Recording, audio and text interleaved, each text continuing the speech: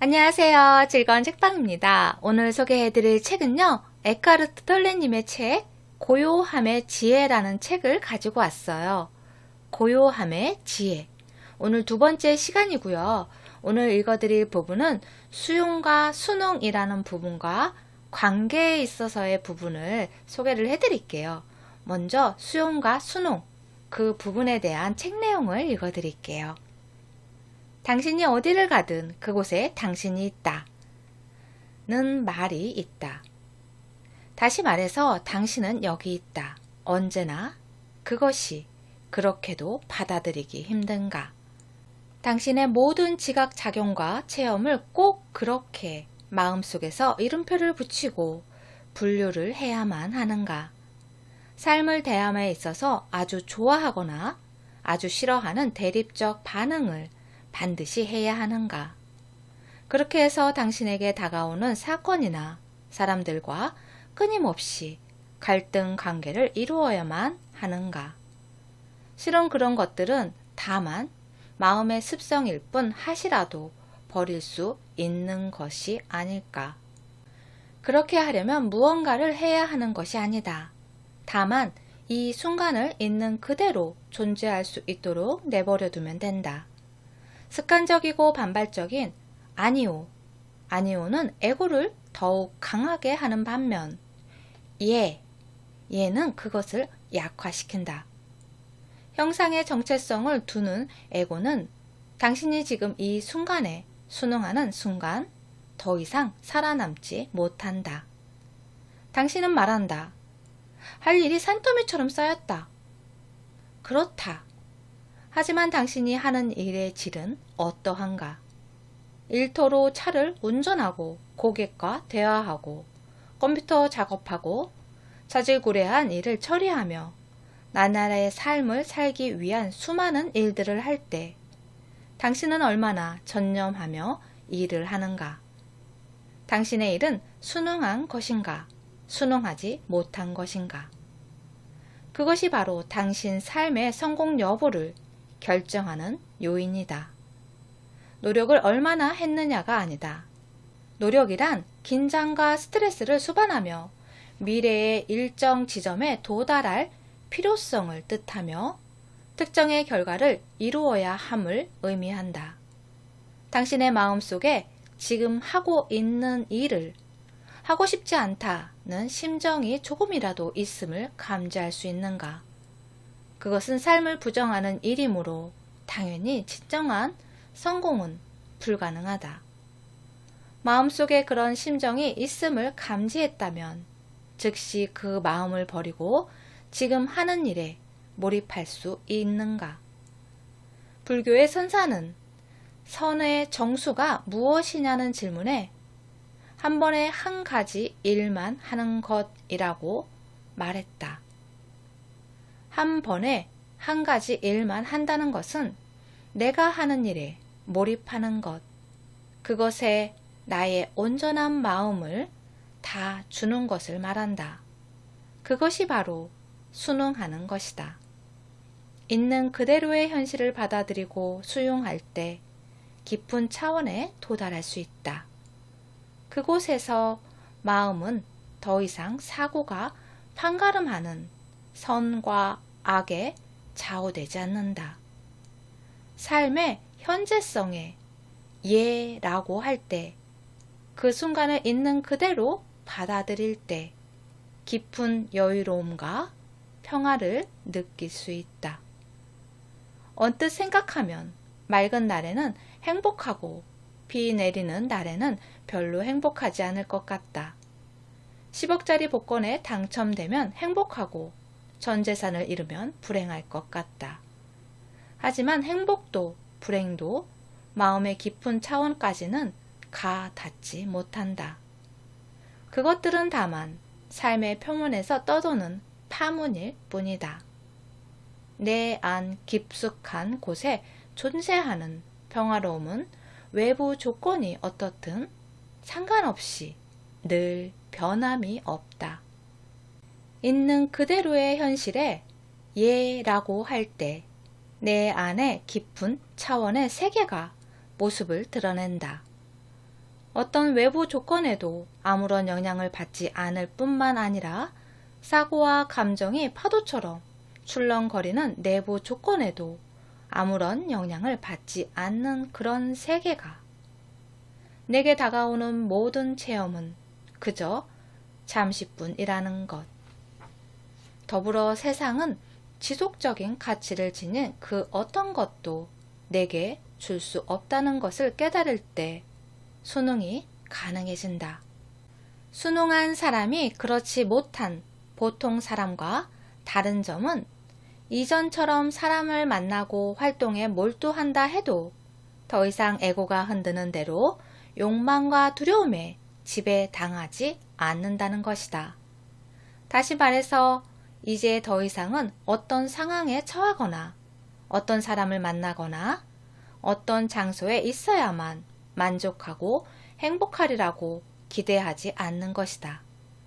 그런 것들이 불완전하고 무상한 것임을 인정하고 수용하는 것이다.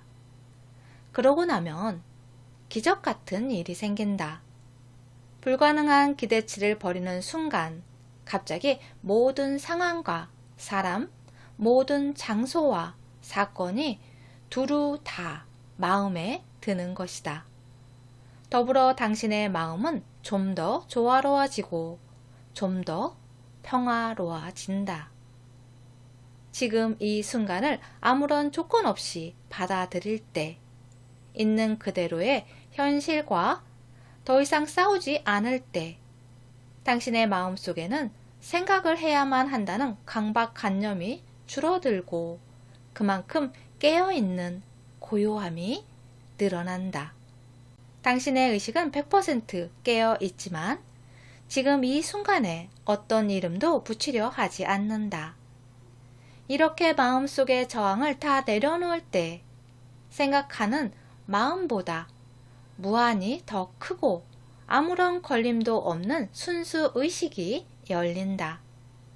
이 드넓은 지혜는 당신을 통해서 발현되어 당신의 안과 밖에서 당신을 돕는다. 마음속의 저항을 놓아버릴 때 주변 상황이 좋아지는 것은 바로 그런 이유 때문이다. 그렇다면 지금 당신에게 지금 이 순간을 즐기며 행복하라고 말하고 있는 것일까? 그렇지 않다. 그저 지금 이 순간에 그러함을 그대로 두어라. 그것으로 충분하다. 여기서 순응이란 지금 이 순간의 순응을 말한다. 당신의 이야기에 순응하라는 것이 아니다. 지금까지 당신은 이야기를 통해 지금 이 순간을 해석하고 그에 따라 삶을 살아왔다. 예를 들어 나에게 어떤 장애가 생겨 걸을 수 없게 되었다고 가정하자. 이 상황은 그저 상황일 뿐이다.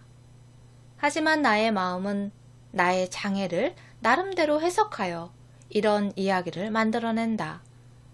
나는 결국 이런 꼴이 되고 말았어. 휠체어에 처박힌 신세라니. 너무나 잔인한 삶이야. 인생은 너무나 불공평해. 왜 나만 이런 비참한 꼴을 당해야 돼?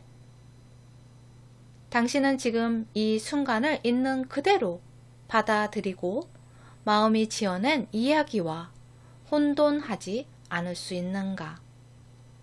왜 하필 나야? 라고 되묻지 않을 때 순응은 온다. 가장 고통스럽고 받아들일 수 없는 상황 속에 가장 깊은 선이 감추어져 있다. 모든 재난 속에는 사랑의 씨앗이 들어있다. 역사를 돌이켜보면 커다란 상실과 질병을 겪은 사람들, 감옥에 갇혔거나 곧 죽음을 맞이할 사람들이 전혀 받아들일 수 없었던 것을 받아들이고 마침내 평화를 얻는 것을 볼 수 있다.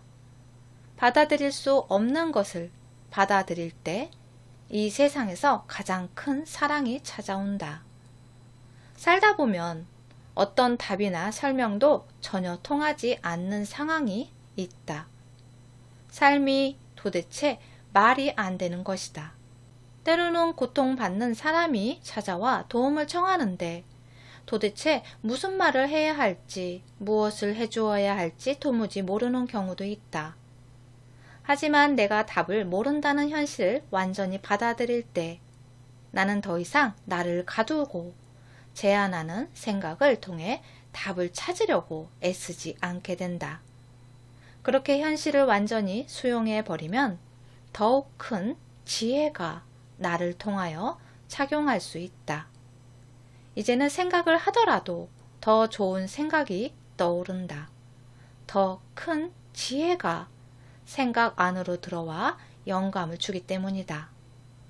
수능은 이해하려고 애쓰는 마음을 거두고 모른다는 사실에 편안해지는 일이다. 혹시 당신의 주위에 자신과 남에게 고통을 주고 불행을 전염시키는 것을 즐거움 삼아 살아가는 사람이 있는가? 그렇다면 그를 용서하라. 그 사람도 인류가 깨달음으로 가는 대열의 동참자이다. 그가 맡은 역할은 에고에 갇힌 의식을 과장해서 보여주는 것, 순응하지 않는 마음이 어떤 것인지를 보여주는 역할이다. 그의 행동은 개인적인 것이 아니다. 그의 본래 모습은 그렇지 않다. 수능이란 저항이 수용으로 바뀌는 것, 아니오가 예로 바뀌는 것이다. 당신이 수능할 때 이전의 대립과 비판을 일삼던 에고는 이제 대립과 비판을 부드럽게 감싸 안는 공간으로 변화한다. 이전의 생각이나 감정처럼 형상을 지닌 것이 나라고 생각했다면 이제는 형상을 여인 광대한 마음이 나라는 것을 아는 것이다. 무엇이든 저항 없이 온전히 수용할 때 평화가 찾아온다. 거기에는 내가 무언가를 받아들일 수 없다는 사실, 그래서 저항하고 있다는 사실을 수용하는 것까지도 포함된다. 삶을 내버려 두어라. 상관하지 말라. 다음에 읽어드릴 부분은 관계에 대한 부분이에요. 그 부분을 읽어드릴게요. 한 인간에 대해 우리는 너무나 성급하게 판단하고 결론을 내려버린다. 한 인간을 피상적으로 분류하고 그에게 개념적 정체성을 부여하고 독선적인 비판을 하고서 에고는 매우 만족스러워한다. 인간은 특정 방식으로 생각하고 행동하도록 길들여져 왔다. 유전적 특성은 말할 것도 없고 어린 시절의 체험 및 자라온 문화적 환경에 영향을 받는다. 하지만 그것은 그들 본연의 모습이 아니라 그런 것처럼 보이는 모습일 뿐이다. 누군가가 어떤 사람이라는 판단을 내릴 때 우리는 그의 길들여진 마음의 양상을 본연의 모습과 혼돈한다. 그런 판단 행위 자체도 습관적이고 무의식적인 마음의 양상이다. 내가 그에게 개념적 정체성을 주는 순간 그것은 그와 나를 동시에 가두어 버린다. 여기서 인간을 판단하지 말라는 말은 그가 하는 행동에 눈을 감으란 뜻이 아니다. 다만 그의 행동을 길들여진 양상으로 인식하고 수용하라는 뜻이다. 그의 정체성을 그것에만 근거해서 수립하지 말라는 것이다. 그렇게 할 때 당신뿐 아니라 그 사람도 습관, 형식, 생각이 바로 그 사람이라고 동일하게 여기는 것에서 해방된다. 이제 에고는 더 이상 당신의 인간관계를 지배하지 않는다. 에고가 삶을 지배하는 동안 나의 생각, 감정, 행복은 거의 모두 두려움과 욕망에서 나온다. 그러면 인간관계에서도 상대에게서 무언가를 원하거나 상대의 무언가를 두려워하게 된다.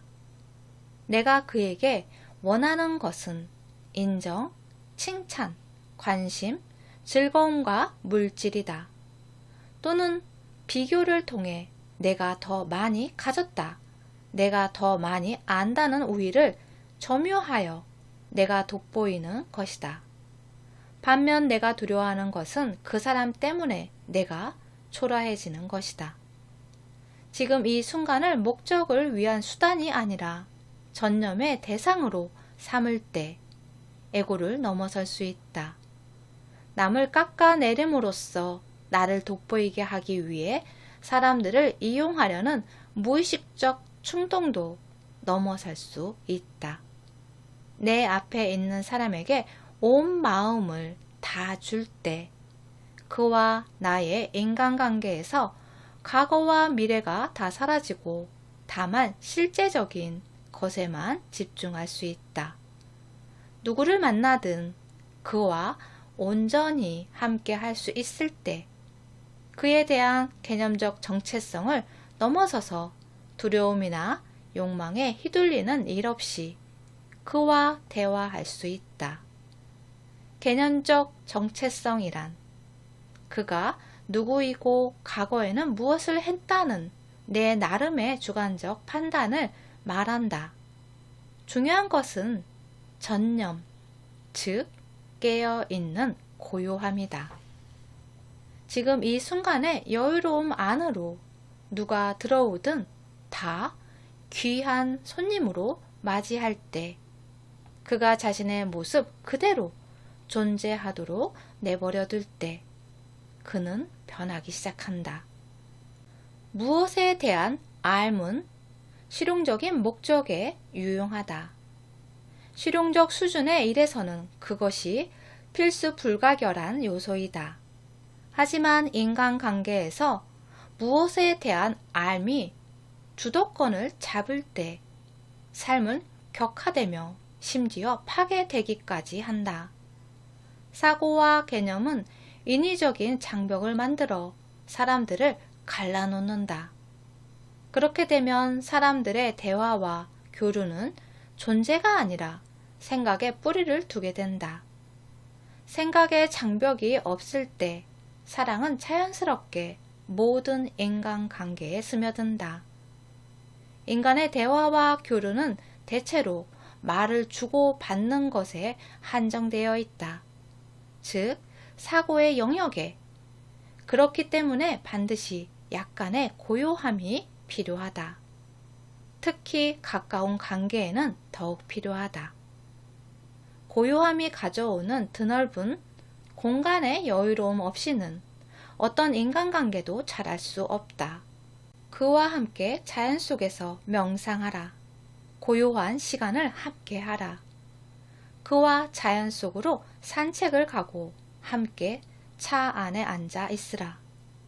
집에 있을 때에도 고요함 속에 함께 있는 것이 익숙하고 편안해야 한다. 고요함을 만들어낼 수 있는 그런 것이 아니며 그럴 필요도 없다. 고요함은 이미 여기 존재한다. 다만 소란한 마음이 가리고 있을 뿐이다. 그러니 그저 마음을 열고 고요함을 받아들이기만 하면 된다. 드넓은 고요함이 없다면 인간관계는 생각의 지배를 받아 문제와 갈등에 사로잡히기 쉽다. 하지만 고요함이 있다면 무엇이든 다 끌어안을 수 있다. 인간관계의 고요함을 가져가는 또 다른 방법으로 깊이 듣기가 있다. 누군가의 말에 진정 귀 기울일 때 고요함의 차원이 내면에서 솟아올라 관계의 중심에 자리한다. 하지만 깊이 듣기의 기술을 제대로 습득한 사람은 거의 없다. 대체로 사람들의 마음은 생각으로 가득 차 있기 때문이다. 기껏해야 그들은 당신이 한 말을 마음속으로 비판하거나 당신의 말이 끝난 다음에 대꾸할 말을 준비하고 있을 것이다. 심지어는 당신의 말은 전혀 듣지도 않고 혼자만의 생각에 빠져 있을 수도 있다. 깊이 듣기는 소리를 듣는 지각 작용을 훨씬 넘어선 곳에 있다. 깨어있는 고요함이 내면에서 솟아올라 현존의 공간이 생성되고 그 안에서 상대의 말을 수용하는 것이다. 그 안에서 말은 2차적인 것이 된다. 말 자체는 의미가 있을 수도 없을 수도 있다. 말보다 훨씬 더 중요한 것은 듣는 행위이며 또한 듣는 사람 안에서 솟아오르는 순수 의식의 공간이다. 그곳은 의식이 통일되는 장소이다. 생각이 만들어낸 분리의 장벽 없이 상대를 만나는 곳이다. 이제 상대는 더 이상 남이 아니다. 그 공간 안에서 당신과 상대는 하나가 된다.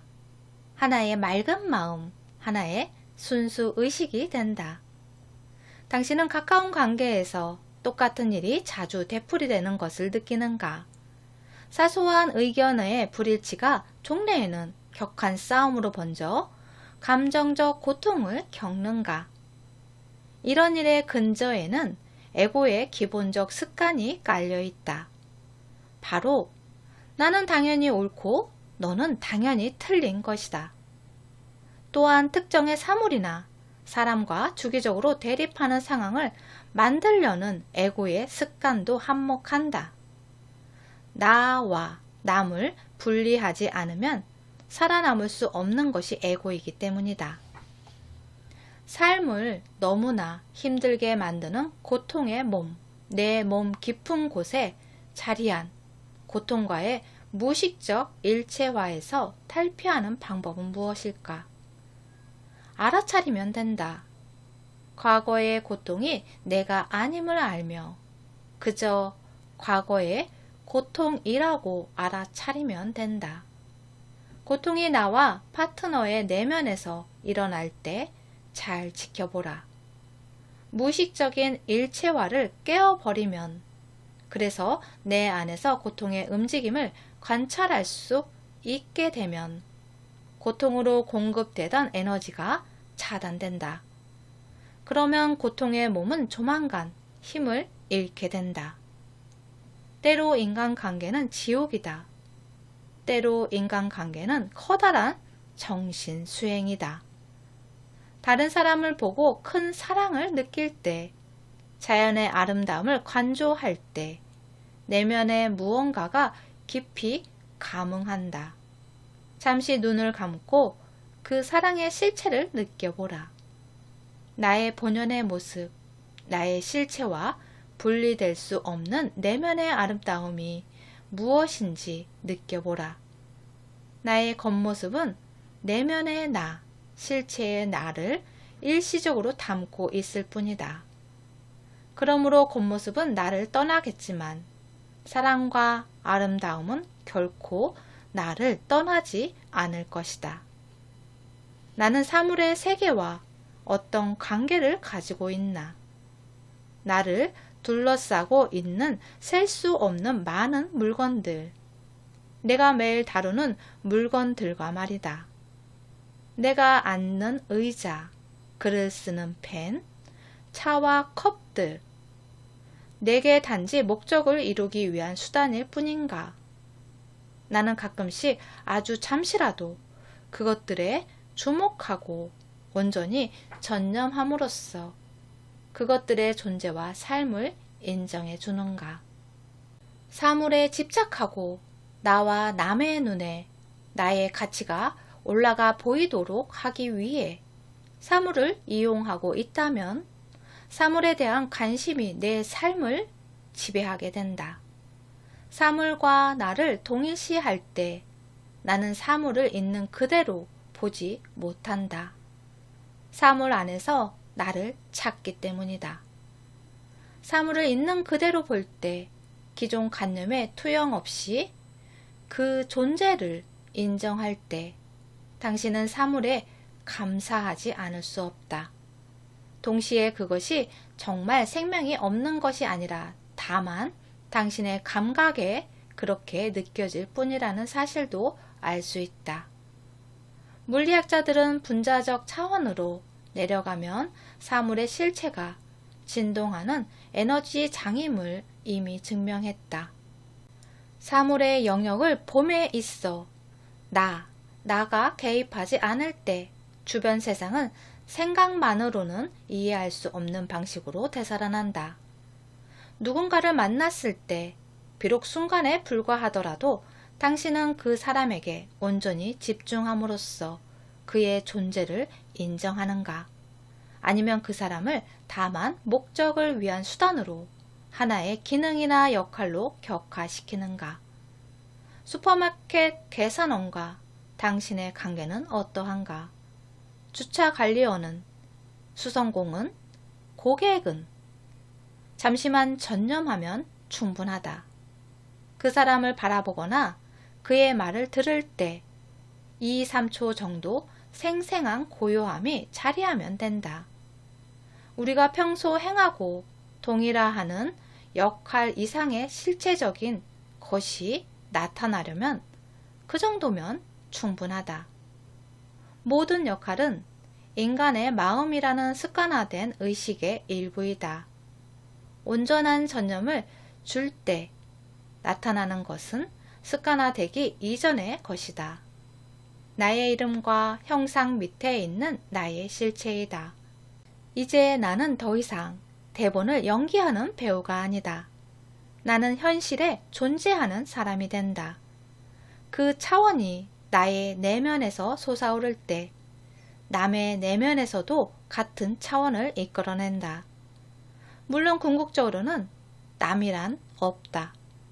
나는 언제나 나 자신을 만나고 있을 뿐이다. 네, 오늘은 여기까지 읽어드릴게요. 여러분 삶에 도움이 되는 영상이었으면 좋겠어요. 구독과 좋아요도 부탁드릴게요. 지금까지 들어서 감사합니다. 다음 시간에 또 만나요.